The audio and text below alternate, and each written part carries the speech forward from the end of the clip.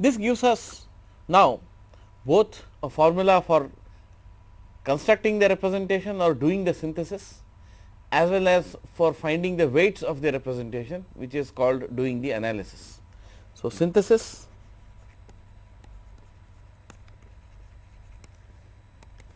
as we said x t is given by this kind of a sum k equals minus infinity to infinity x k e to the j 2 pi k t by t. It is a sum of exponential functions. Each exponential function is periodic and harmonically related to the x t in question. Then we have the analysis equation.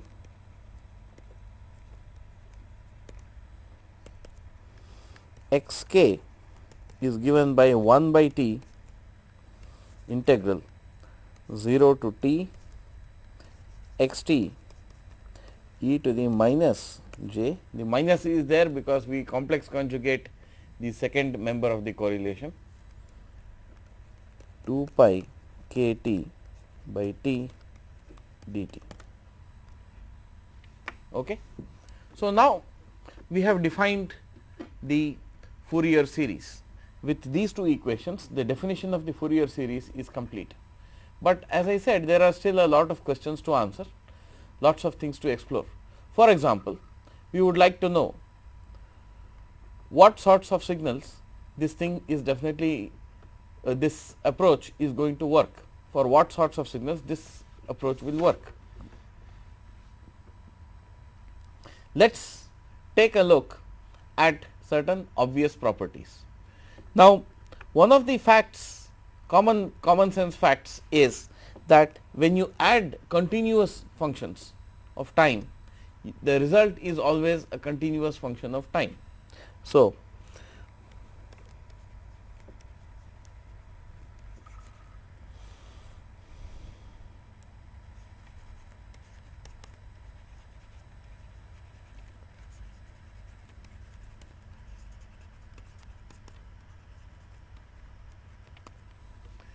if this is true, then since each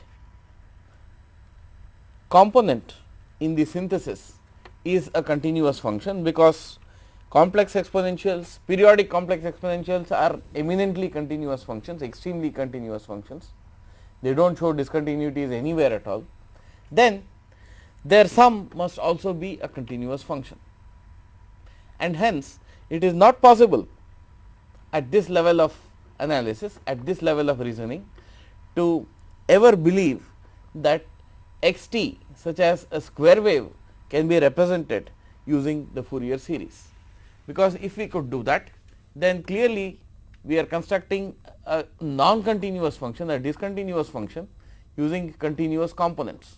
That is just not possible. But there is something else to look at, something that should sober us down, and that is the fact that while the sum of a finite number of continuous functions is continuous, here we are constructing a sum of an infinite number of continuous functions, and maybe something funny is happening over there that allows us to make a discontinuous function by adding up continuous functions, if you just add large numbers of them in sufficient numbers. Now, this is not a discussion that would be very convenient to do at this level in any kind of detail, because it goes into all kinds of intricacies in the mathematics of Fourier analysis, which is really not expected in a course at this level. So, all I will do is to say that continuous functions, if x t is a continuous function, then there is absolutely no problem in representing it using the Fourier series.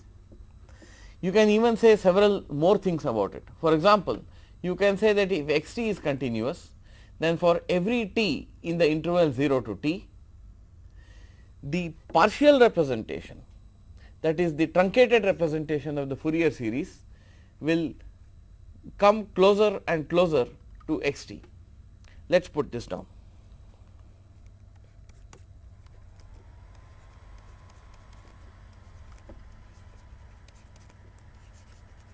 For x t a continuous function, for all t in 0 t, that is in one period, it is the case that limit as k tends to infinity of k equal to minus capital K to plus capital K. This is also limit as capital K tends to infinity, x k e to the j 2 pi k t by k equals x t. That means, for every point of time over which x t is periodic, that is from 0 to t, this representation will converge to x t. So, this is the simplest and the best case. Now, there are other things that can be said about the existence of the x case. So, this is point number 1. Point number 2, existence of the x case. By the way, for the case 1, when x t is a continuous function, we will also say, before we start on point number 2, that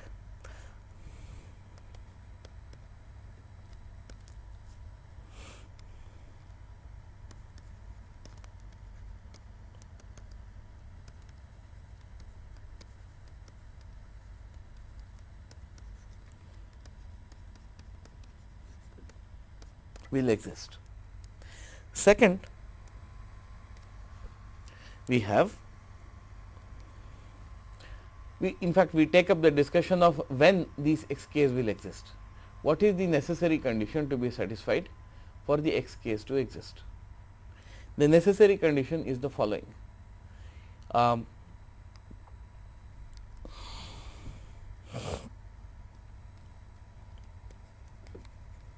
When integral 0 to t x t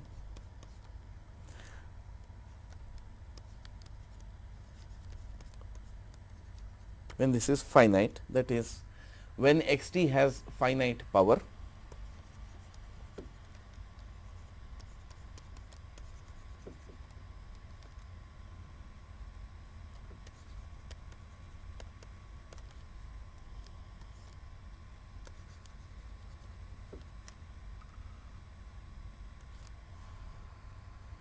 then we can say the following.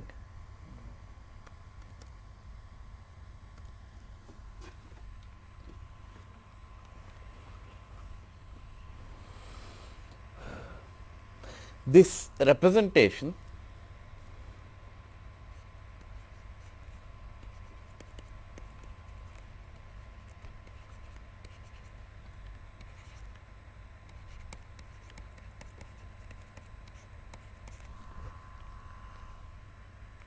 minus the original x t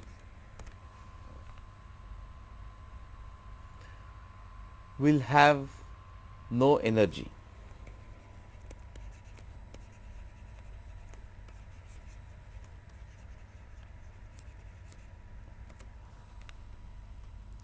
Also, all x k's will exist. Now, there are two different things being said over here.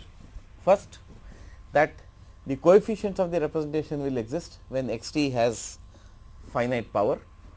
The second thing is, when x t has finite power, then the difference between x t and its representation will have 0 energy. Now, that is a very ominous thing. That is almost like saying, in fact, it is saying that this representation need not necessarily be equal to x t at all points t in the interval 0 to t.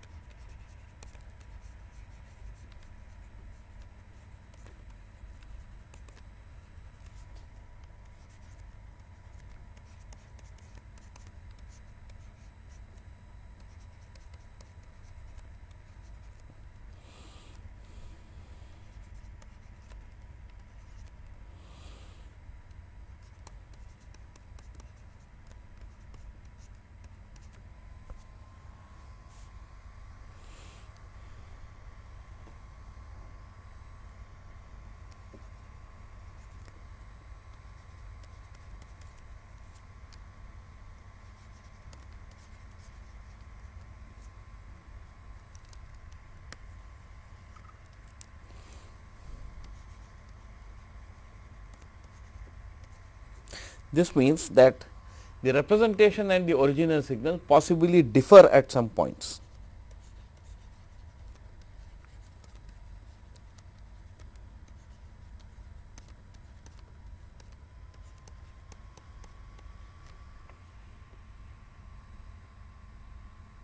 This is nothing to get alarmed about. Now, remember that for the case 2 that we are presently discussing, we have not imposed upon x t the constraint that it should be continuous. That was case 1. When x t was continuous, you had all the nice things in life. For case 2, we are considering any x t which has finite power without imposing any further constraint on x t itself. For example, x t could be a square wave, which is certainly not a continuous signal, but it still can have finite power. In fact, a normal square wave has finite power, and therefore, it is amenable to a Fourier series representation. However, it is said that the representation will not match the signal probably at all points, but its power will be 0. In short, we will say that if we evaluate, not there is no need to write if over here, we are just saying that x hat t minus x t, this whole thing squared dt integrated from 0 to t will be 0. Now, it is an important fact of engineering life that when two signals do not differ in energy or do not differ in power, then for all engineering purposes they may be treated, they may indeed be treated as identical. If they differ in power, then alone will an engineering system be able to distinguish the signal from the representation. If they do not differ in energy, then the error has 0 energy, and therefore, the two signals, the original and the representation, cannot really be distinguished. That is, from an engineering point of view,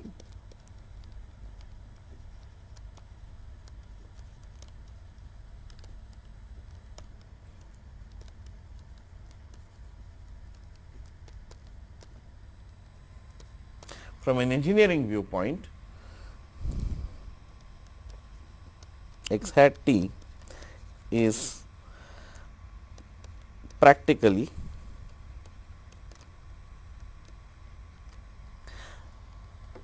as good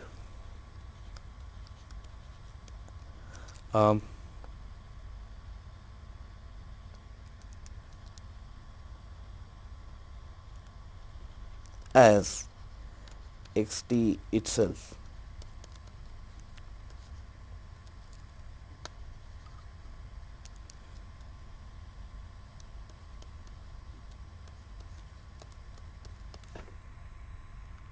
So, while the purist or the mathematician will still find this very exciting, we say well that is good enough for us. If they do not differ in energy, then that is fine enough for us. A more precise treatment of, I mean, you see this second statement that we have made is not telling us exactly, it is only telling us that the representation and x t will not be identical to each other. It does not tell us at which points it will not be identical, at which point will it indeed be identical. It is not telling us any of this information. However, as we said, it really does not matter to us. As engineers, we do not have to be worried beyond this point. However, point 3, which discusses the Deregulates conditions, is a very nice treatment that gives us more precise requirements to meet a certain kind of resemblance.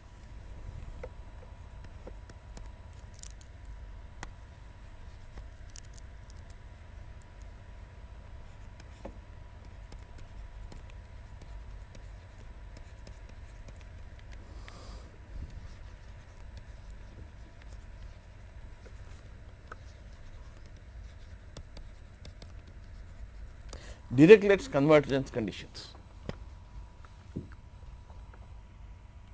Now, Deregulates convergence conditions essentially impose 3 requirements on x t. The first requirement is absolute integrability.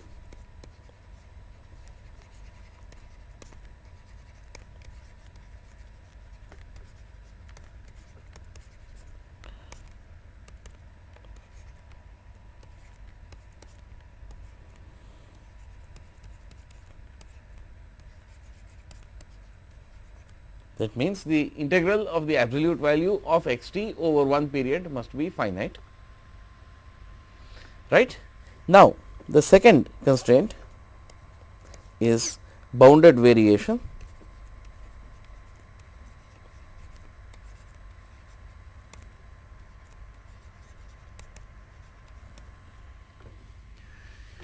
That is to say that x t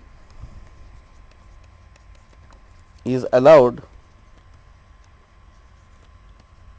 to have at most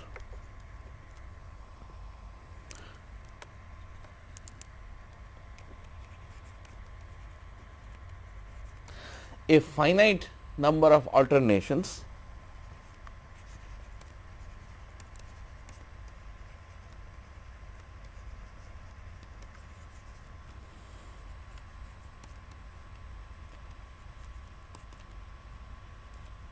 maxima and minima. In other words,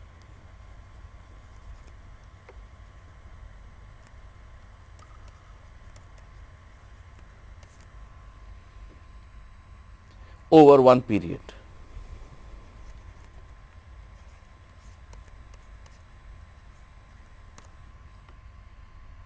Third,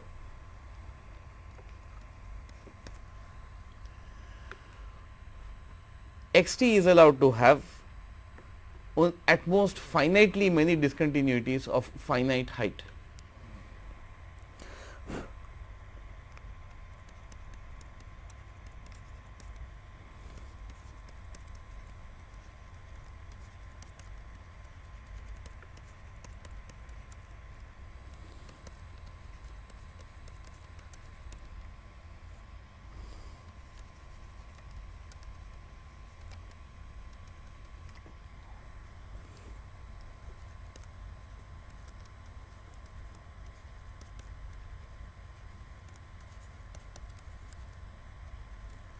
X t is allowed to have no discontinuities of infinite height.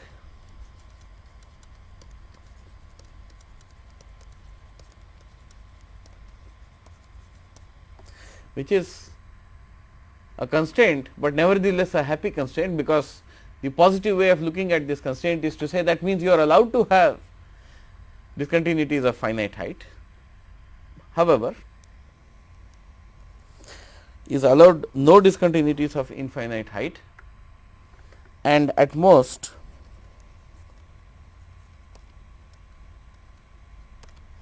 a finite number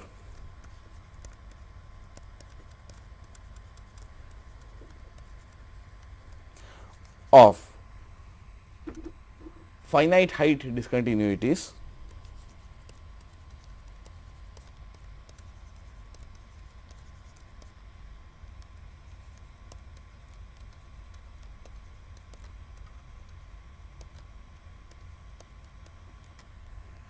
finite number of finite height discontinuities over one period.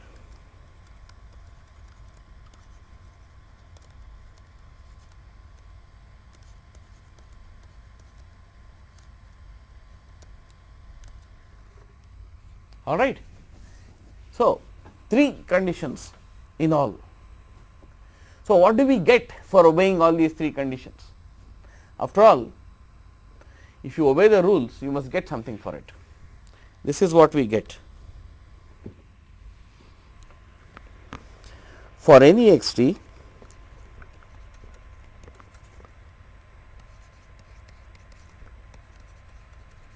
that meets the 3 Dirichlet conditions,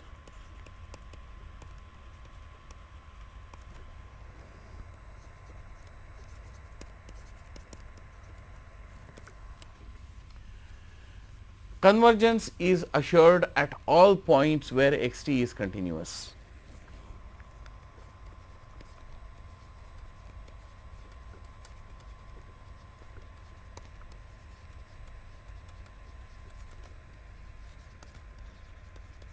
At all points t, at all t where x t is continuous.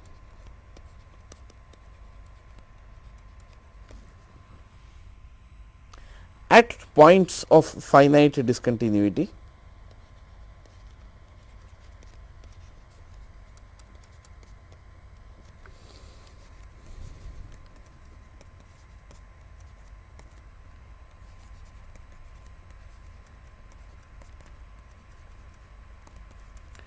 at points of finite discontinuity, x hat t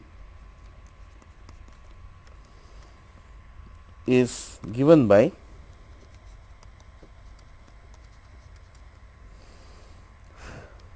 x hat t equals x of t minus epsilon plus x of t plus epsilon divided by 2. So, it just takes the midpoint. X hat t takes the midpoint.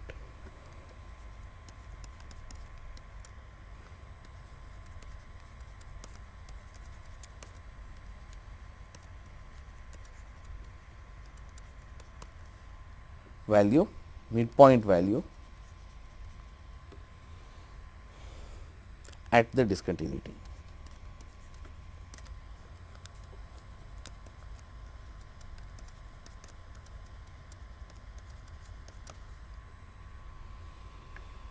So, the Dirichlet conditions are probably the most transparent and frank discussion of the convergence properties of the Fourier series. If we look at convergence issues in terms of the Dirichlet conditions, we not only get to know whether it will converge, we also get to know where it will converge and where it will not converge, and also beyond all this, how much or what value x hat t will have at those places where it does not converge.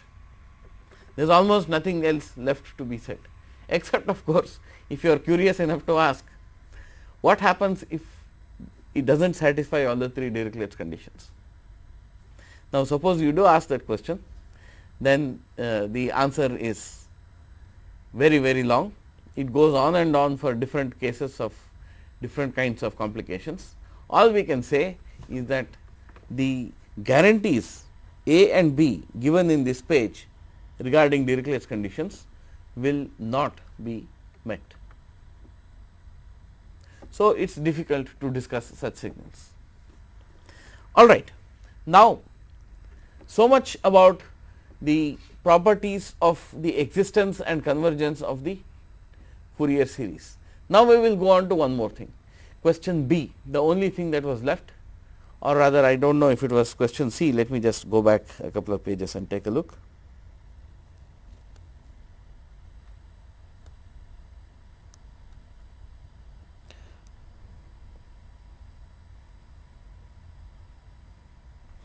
Yeah.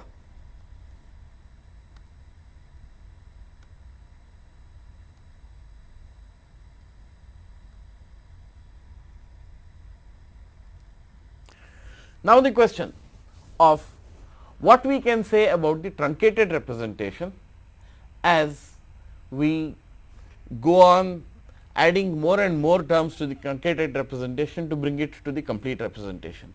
What can we say in short of the value of what I will call x hat k, capital K of t, given by the sum small k equal to minus capital K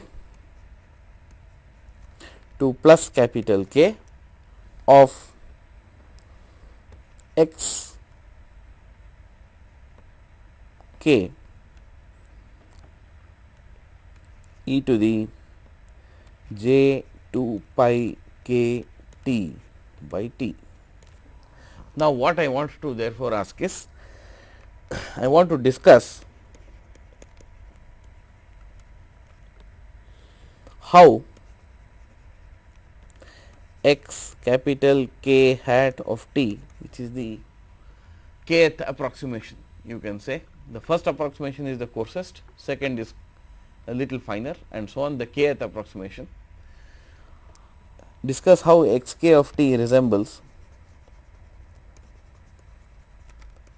x t. Okay. In order to discuss this, there are some very straightforward nice properties that the Fourier series has. The most nice property is that signals taken from different periodic from different preserved classes absolutely do not correlate with one another. In short, they are what you call in linear algebra as orthogonal. That means, if you take integral e to the j 2 pi k t by t and correlate it with e to the j 2 pi l t by t, that is e to the minus j 2 pi l t by t. Remember, I am putting a minus sign here because the second member of an inner product has to be conjugated, dt from minus infinity or sorry, this is from 0 to t, 0 to t. What can we say about this? As I said, this is something we have already discussed, it is a pretty obvious fact. It is simply that this evaluates to 0 when k is not equal to L, equals 0 for k not equal to L, equals t when k equals L. We have this fact. Now, what this can be shown to lead to is the following fact, that if x t has a certain representation in terms of a Fourier series, then this representation as seen from the truncated series x hat k of t gets closer and closer in energy terms, or rather in power terms, if you like, energy per period terms, to x t as we add more and more coefficients, as we add more and more terms in the truncated representation. Furthermore, the choice of coefficients x k, small x k over here is not determined, the choice of best coefficients is not determined by the choice of the truncation limit. Let us put both these statements down properly. Now, suppose we are concerned with a truncated representation.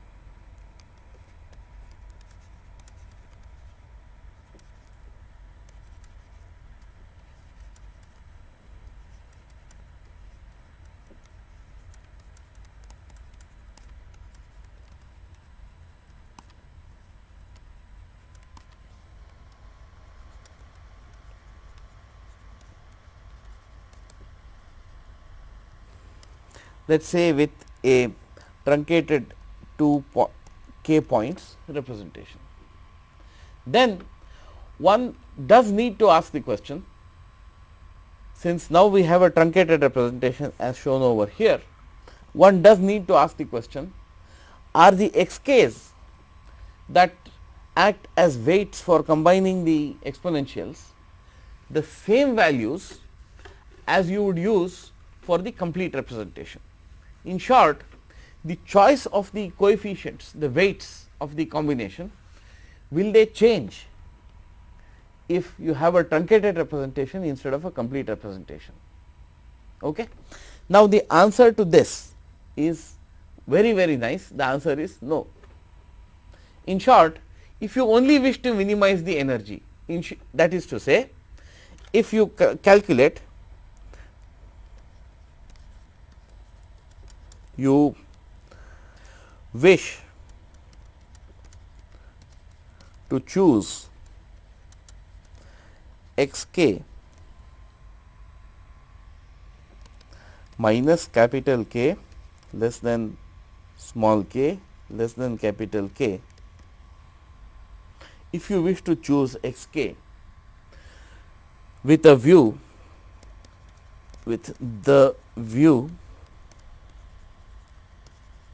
to minimize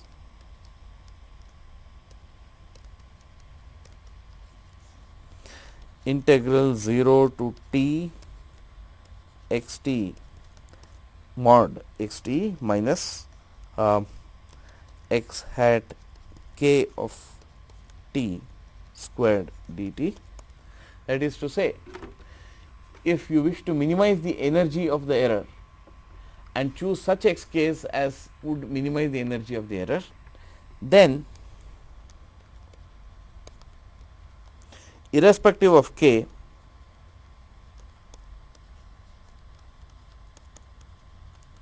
of both capital K and small k, xk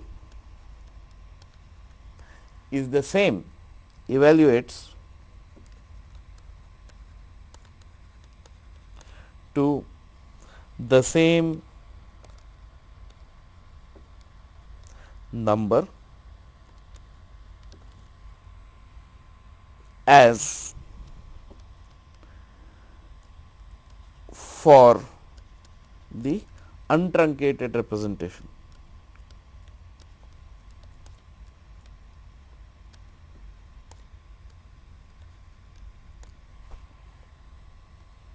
The coefficients do not have to be recalculated. Thus, out of say practical considerations, if you wish to represent an xt with say the first 100 Fourier coefficients, maybe you do not have enough money to compute more coefficients, but later on tomorrow you are richer and you want to have a more accurate representation for xt, then you do not have to go back and recalculate the old xk's. They will continue to hold, they are still the best xk's you will have. You can now calculate another 100 coefficient terms and have a 200 term representation for xt. The new 100 coefficients will certainly have to be obtained, but the existing 100 coefficients which you used to construct the 100 point truncated representation will not be affected by the extension of the representation to 200 coefficients. That is the crux of the fact that this is an orthogonal representation.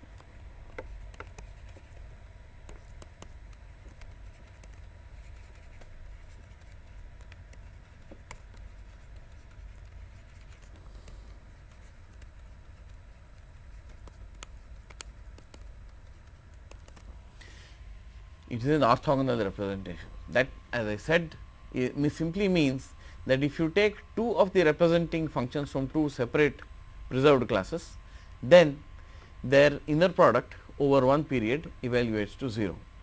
If they are only from the same preserved class, you will get a non-zero coefficient of correlation.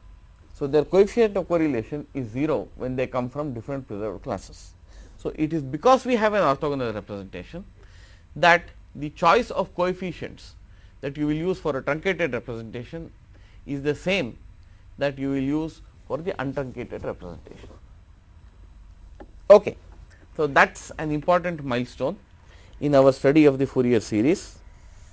Now, let us see whether we can say something more about the Fourier series, how to take it further. For example, as to solving examples to obtain the Fourier series representations of various functions, we are not going to do that here. There are enough textbooks. This video course is meant to support information that you can already get from books. So, we are not going to spend time solving simple examples over here. Okay. Now, an important property of the Fourier series coefficients is that they are generally complex.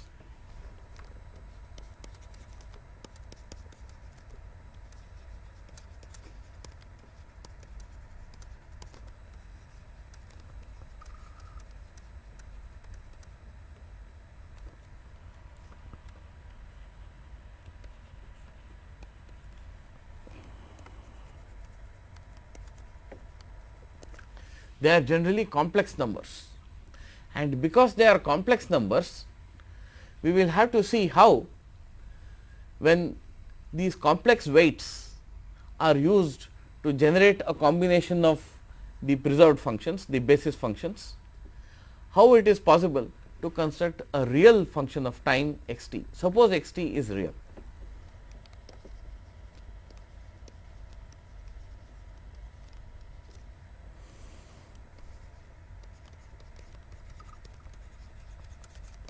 Suppose x t is real, that means the Fourier series evaluated over all the values of k should add up to a real number equal to the value of x t for all t between 0 and capital T, that is for all t's over one period. The Fourier series should not make silly mistakes like going wrong and giving you complex values for a function which is itself inherently real. Now, how does this really happen? It happens by the fact that the coefficients x k for negative k and the coefficients x k for positive k are complex conjugates of each other when x t is real.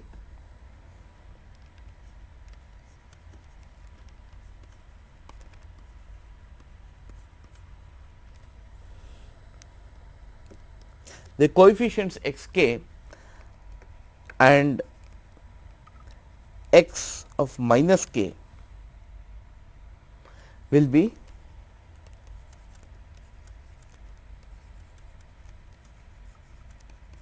complex conjugates.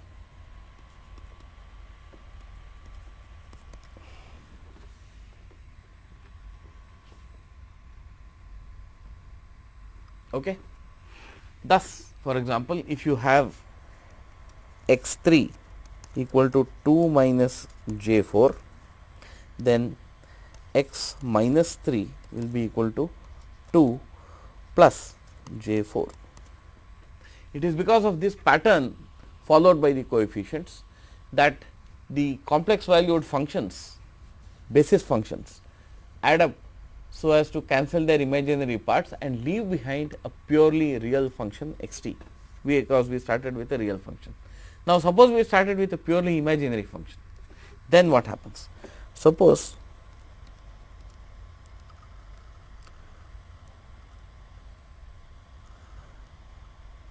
x t is purely imaginary.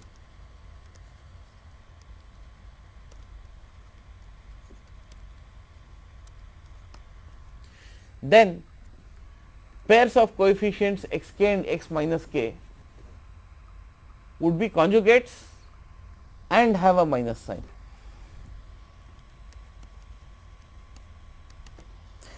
X k equals minus x star of minus k. This is the only way you can make sure that the real parts cancel, leaving behind only the imaginary parts. Of course, this ensures, the second part ensures that x t is purely imaginary. The earlier case we discussed ensures that x t is purely real. So, that is how this is ensure. Now, there is a nice name we have for this relationship between the corresponding pairs of Fourier series coefficients for k positive and k negative. When xk equals x star of minus k, which is the case for xt real, we say that they are conjugate symmetric.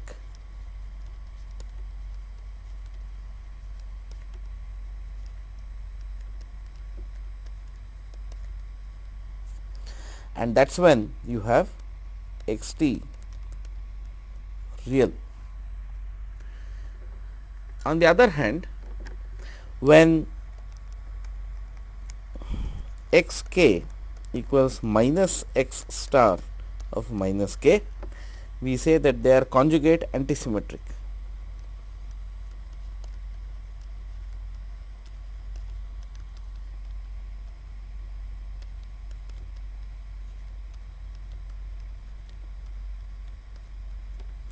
And xt, this corresponds to the case of xt imaginary.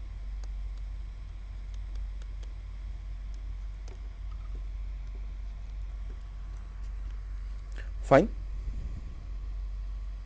Since we have an array of discrete coefficients indexed for different values of k running from minus infinity to infinity, it becomes worth looking at making a plot of these xk's for different values of k. If we made a plot like that, it would ideally have 0 in the middle,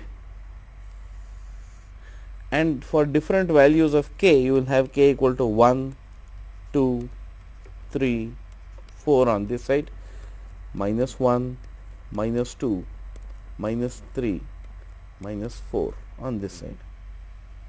Now, what can we plot on this?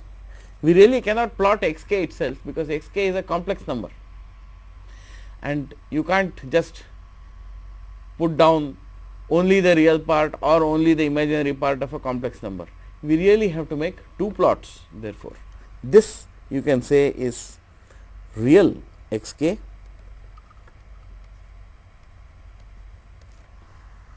and then you can say its value here is this much, its value here is this much, its value here is this much. It can be both positive and negative. Its value here is so much. Here you can say its value here is this much, this much, this much, this much, whatever we have made. Similarly, you will have a different simultaneous plot for the imaginary part. Here again you will say it's this much over here, this much over here, this much over here, this much over here for 1, 2, 3, 4, and maybe for minus 1, minus 2, minus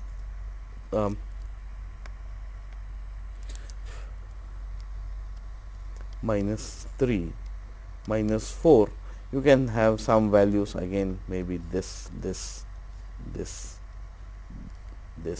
whatever. So, you need two plots to completely describe these, and these are essentially discrete plots. The sort of plots you would make for a discrete time signal, you are making them for the Fourier series representation.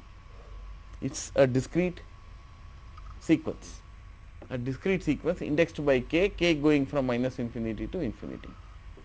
Alternately, you can have what is called a polar plot. Well, it is not really a polar plot so much as a plot where you express the xk's not in terms of the real and imaginary parts, but instead in terms of their magnitude and phase. So, you would have one plot where you plot mod xk and another plot where you would have angle xk.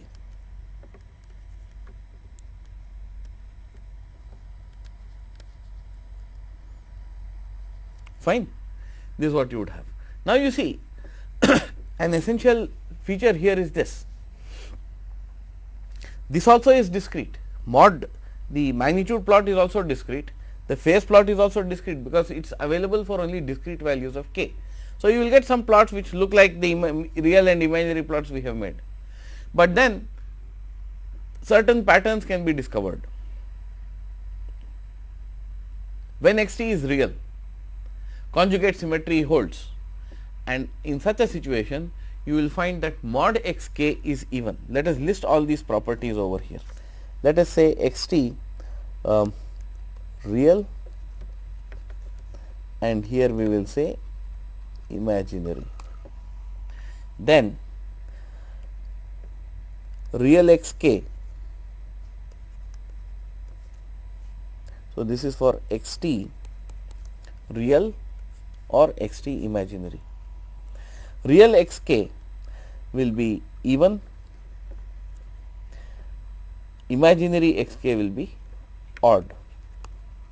That means to say x k will be equal to x of minus k, real x k will be equal to real x of minus k, and let us list all these properties over here. Okay.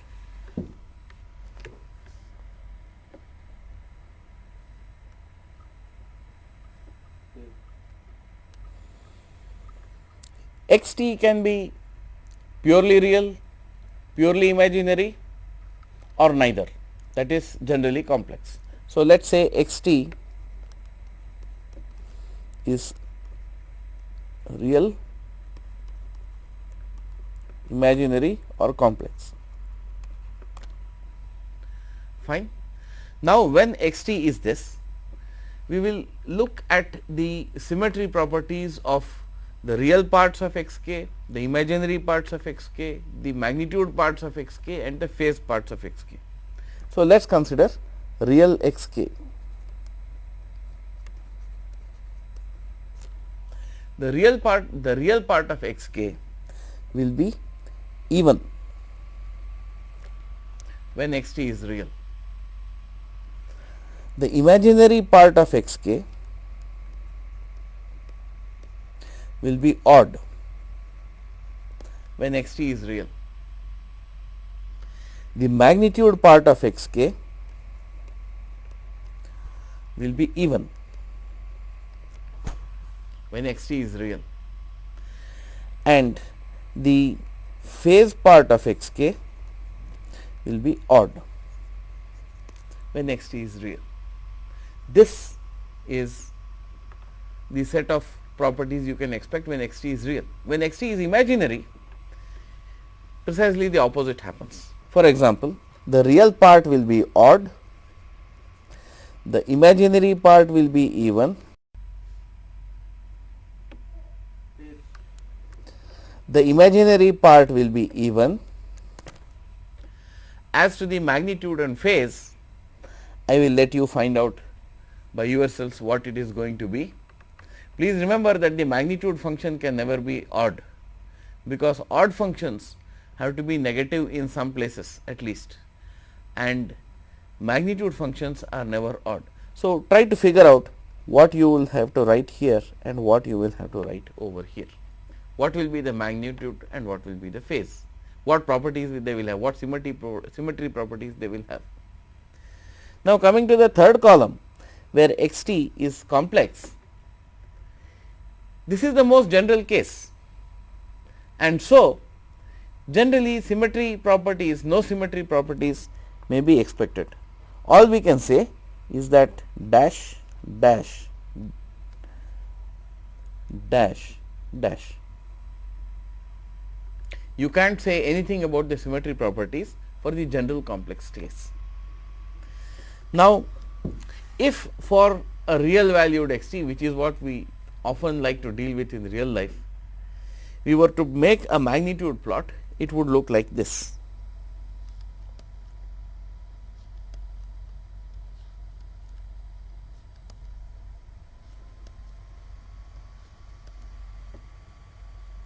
Symmetrical, as you can see, conjugate symmetric or simply even. Now, the phase on the other hand would be like this.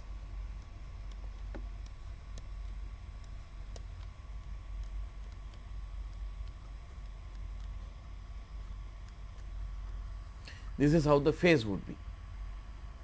So, this is just an example for x t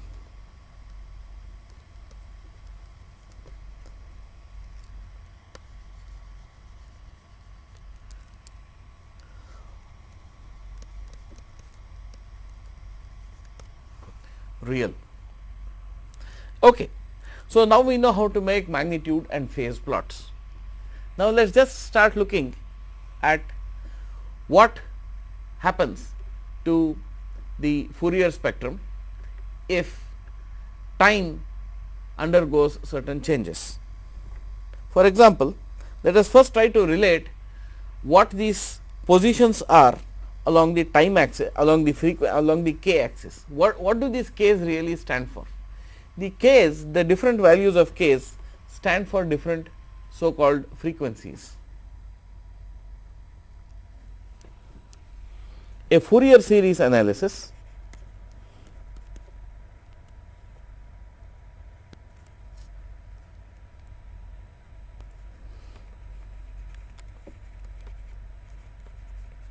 attempts to express the signal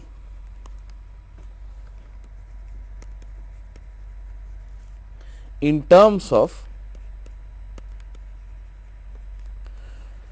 different components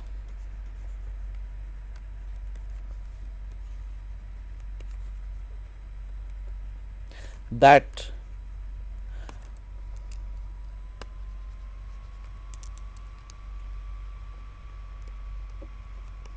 are often given a physical connotation.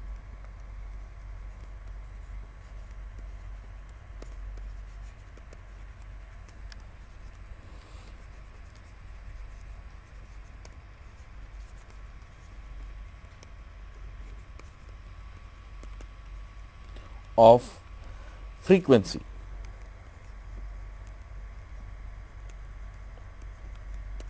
That means to say that we say that these different Fourier series coefficients correspond to the contribution of different physical frequencies to the signal x t. Now, there can be a lot of debate about taking this meaning of frequency, but let us not enter into that debate, because it is very widely held that they have certain physical meanings. They do indeed have physical meanings, but this notion of relating frequency or rate of change to different Fourier series coefficients is problematic at a certain level. I will merely say this and leave the debate at that. Now, let us instead look at what happens to these different frequency coefficients. We see that essentially in the frequencies or in the parameters of the exponentials that are used in the representation, we can indeed give a connotation of frequency to the parameter. When you have e to the j 2 pi k t as a certain periodic complex exponential, we can denote 2 pi by t by some frequency omega naught. If we give this notation of frequency, if we write this as omega naught, then omega naught will be called the fundamental frequency.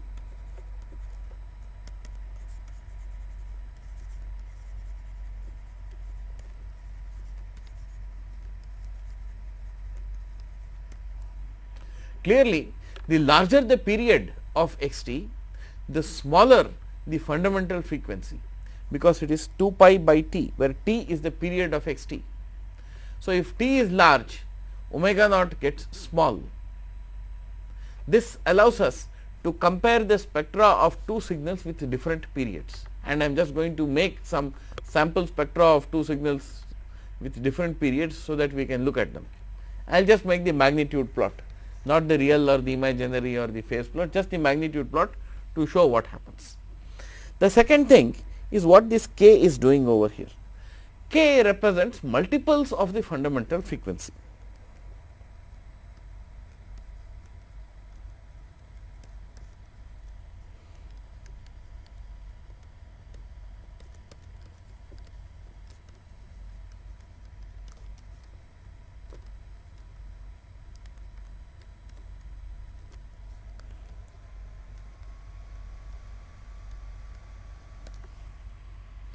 So, you have constant multiples, increasing integral multiples of the fundamental frequency that contribute to the Fourier spectrum of any x t, periodic x t.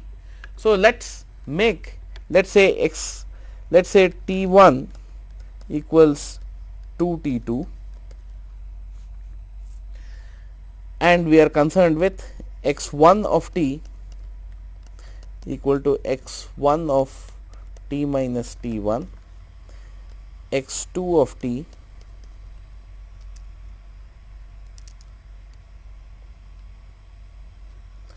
equal to x 2 of t minus t 2. Suppose we have t 1 and t 2 given in this format.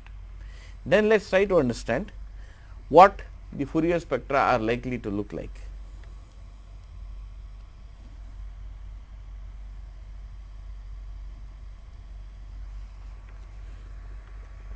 Suppose I plot mod x 1 k. Remember that t 1 equals 2 times t 2. That means omega naught 1, which is the fundamental frequency for x 1 of t, will be half of the fundamental frequency of x 2 of t. So, here you have k, or we can write this as k omega naught and write this as 1, 2, 3, 4, minus 1, minus 2, minus 3, minus 4, and so on. So, then you will find that you have pillars in each of these places. I am trying to represent a real valued signal. So, it will be conjugate symmetric.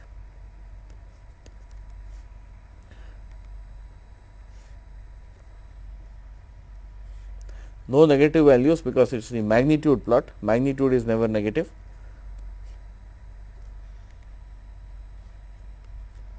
Fine. Now, mod x 2 k.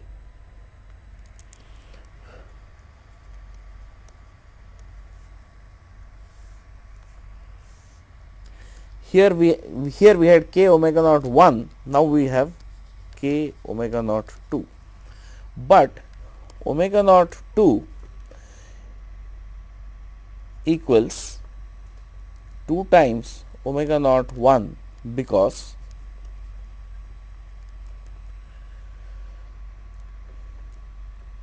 t 1 equals 2 t 2. Keeping this in mind, these points at which we make the Fourier spectrum plot must be chosen twice farther apart from each other than was the case for x 1.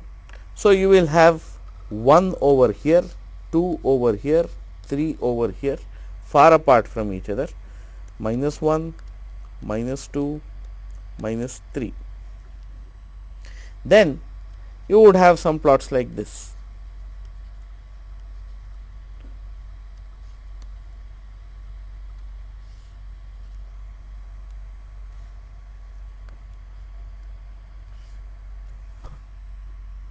The fundamental difference between this plot and the previous plot is that the magnitude spectrum of x 2 t, x 2 k looks extremely sparse compared to that of x 1 k. Now, this is the important significant point about the effect of the choice of the period, effect of the period of the periodic signal upon its Fourier spectrum. From now on, we will not plot Fourier spectra for Fourier series using k as the index, but using k omega naught as the index, because the moment we do this, we have a handle on the actual physical frequencies that are involved. We would not have that if we just dealt with k and suppressed omega naught.